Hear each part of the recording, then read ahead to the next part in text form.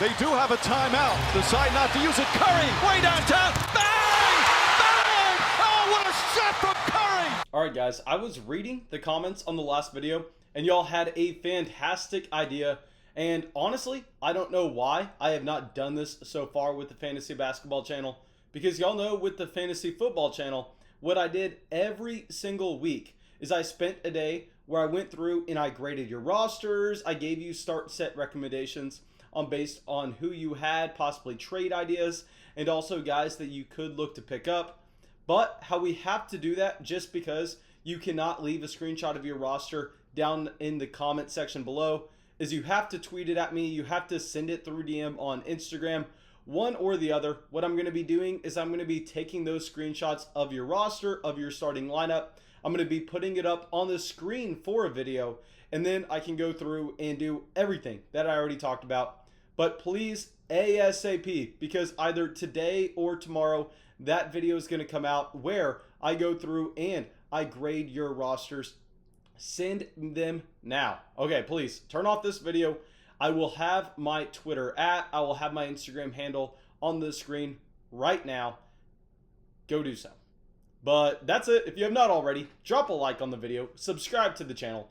And in this video, what I'm going to be doing is I'm going to be looking at the guard position, point guards and shooting guards, and going through 5 to 6 players that have currently been killing their ADP, and I believe that they still could possibly be undervalued in fantasy basketball.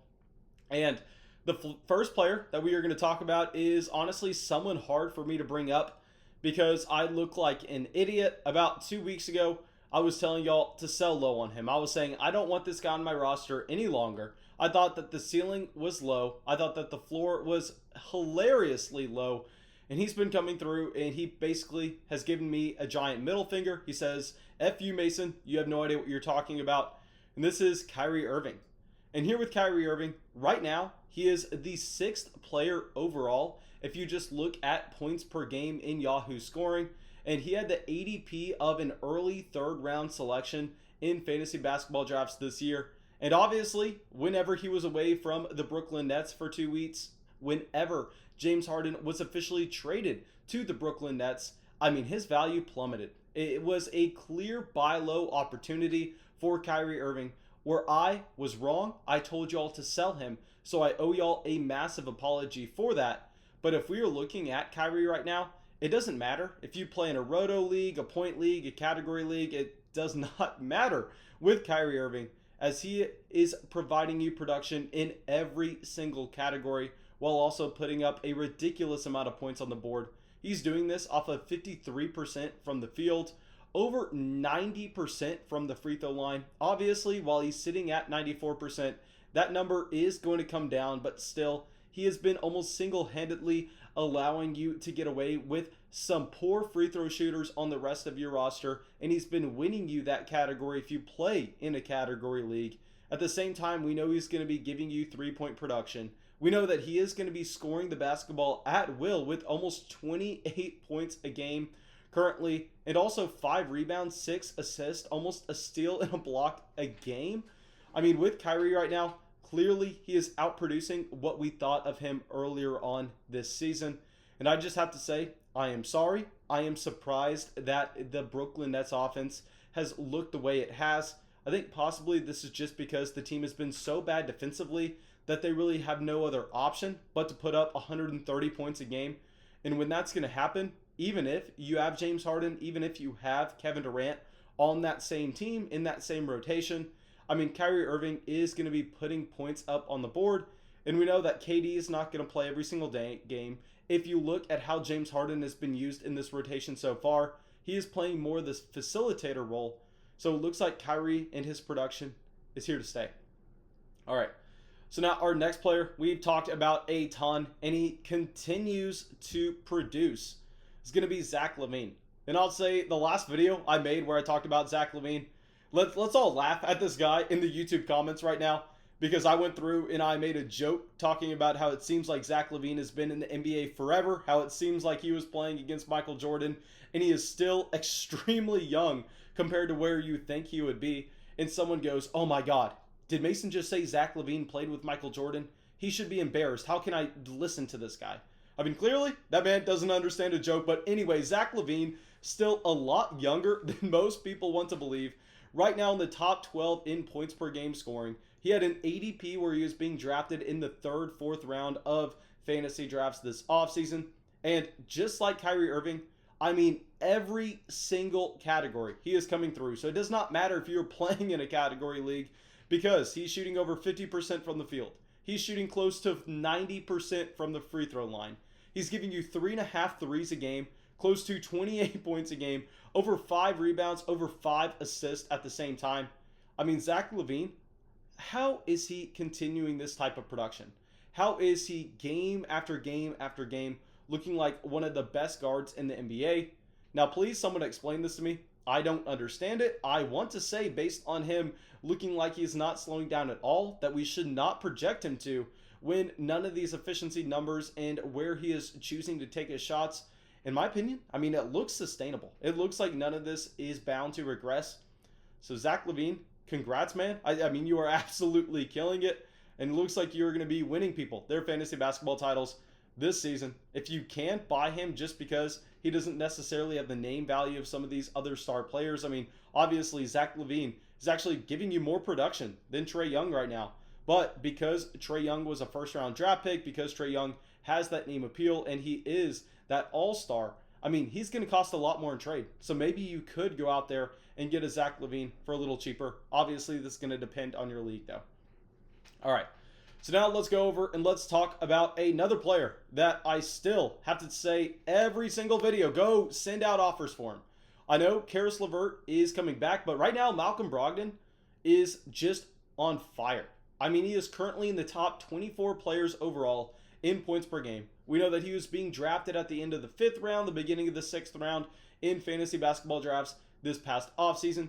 Karis LeVert, while yes, it looks like he should be 100% good from that surgery, and thank God that Karis LeVert is going to make a full return. I'm sure we are all extremely excited to hear that. Fantastic news. At the same time, we have to look at Malcolm Brogdon and say, you know what? For the next month, this is going to be a top 20 player in fantasy basketball. And just like these first two guys, I mean, in category leagues, he is still giving you the production. I mean, he is still giving you the efficiency, not tanking you anywhere. 46% from the field, 90% from the free throw line, 3 3-point shots a game, 23 points, 4 rebounds, 7 assists. I mean, Malcolm Brogdon is going to dip down when we get Karis LeVert in the rotation in March. But until then, I mean, Brogdon is someone that is going to continue to be an elite producer. So if you need points now, maybe you started a little slower this season and you need to make sure that you are getting wins so you can make the playoffs for your league. I think Malcolm Brogdon is maybe someone that you have to target. Hopefully you get a slight discount based on the news that Karis LeVert will be back this season. All right, so now our next player is a little bit of a guard, a little bit of a forward. Really just depends on your league format and what he is qualified as. But anyway, I'm going to include him in this video, and this is going to be Gordon Hayward. And I'll say right off the bat, I mean, with Gordon Hayward, this is a player that I talked about specifically for category leagues that I'm very interested in. Obviously, he's going to give you the production in a points league at the same time. But right now, he's the 26th player overall in points per game.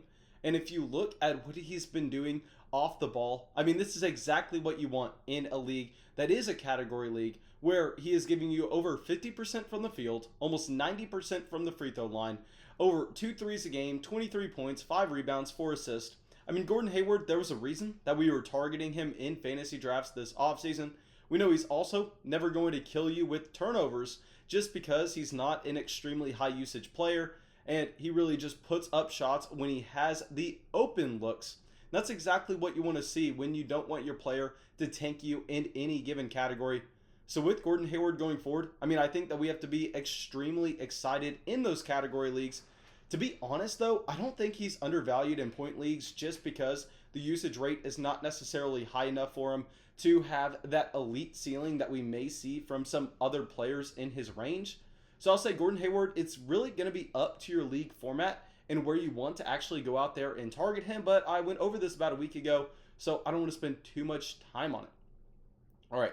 So now our next player, I love bringing him up. He is one of my favorite players to actually just sit down and watch. And this is going to be Shea Gildon-Alexander.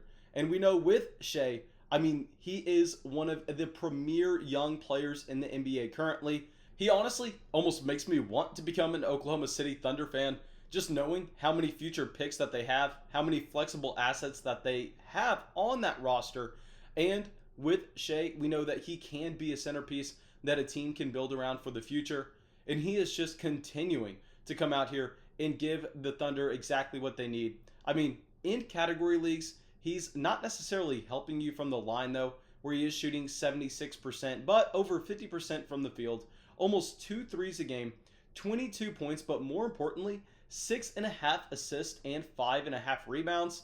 And we know with Shea, obviously, he's extremely young. I mean, he has so much space to continue to develop his game, to continue to just become a better overall player. So while I'll say if we are looking at someone like Gordon Hayward, who may, yes, currently be averaging more fantasy points per game, I think a player like Shea could actually have a higher ceiling in a point format where you don't necessarily care as much about the efficiency and you were just looking at the raw volume and the usage that they could have in their rotation.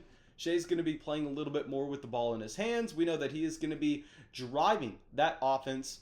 So it depends on how your roster is constructed and really what type of format that you're playing in. But if you have any questions and if I am being confusing in the slightest, please just go down there, go to the YouTube comments and let me know.